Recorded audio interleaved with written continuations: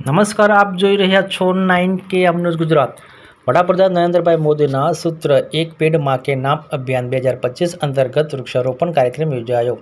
આપણને શ્વાસ લેવા માટે ઓક્સિજનની જરૂર પડે છે અને ઓક્સિજન મેળવવા માટે વૃક્ષની માટે વધુ વૃક્ષો વાવો અને આપણું અને પર્યાવરણનું જીવન બચાવો।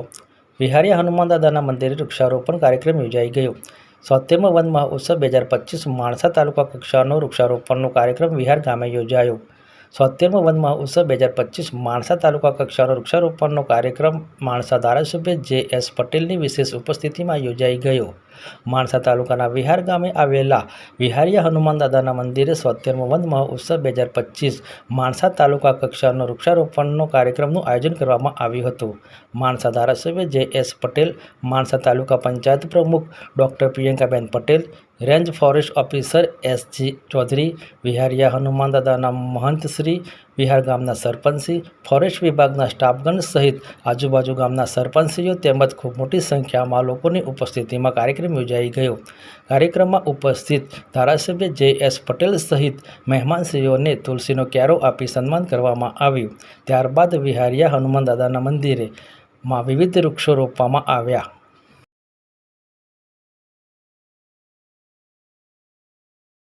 આજે જે વિહાર ખાતે 76મા તાલુકા કક્ષાના વન મહોત્સવની ઉજવણી કરવામાં આવી, જેમાં માણસા તાલુકાના ધારાસભ્ય જે.એસ. પટેલ સાહેબની અધ્યક્ષતામાં આ કાર્યક્રમ કરવામાં આવ્યો છે તથા આ સાથે સાથે અહીંયા વૃક્ષારોપણની કામગીરી કરવામાં આવી છે। આ સિવાય આપણા તાલુકામાં માણસા તાલુકામાં 3,11,000 જેટલા વૃક્ષોનું ચાલુ વર્ષે વાવેતર કરવામાં આવ્યું છે।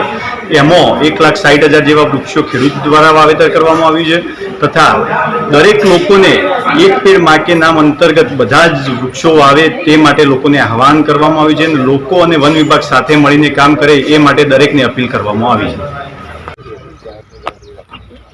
ભારત દેશના યશસ્વી વડાપ્રધાન માનનીય નરેન્દ્રભાઈ મોદી સાહેબે જે રીતે આખા દેશની અંદર આહવાન કર્યું છે કે દરેકે એક પેડ પોતાની માતાના નામે વાવવું જોઈએ।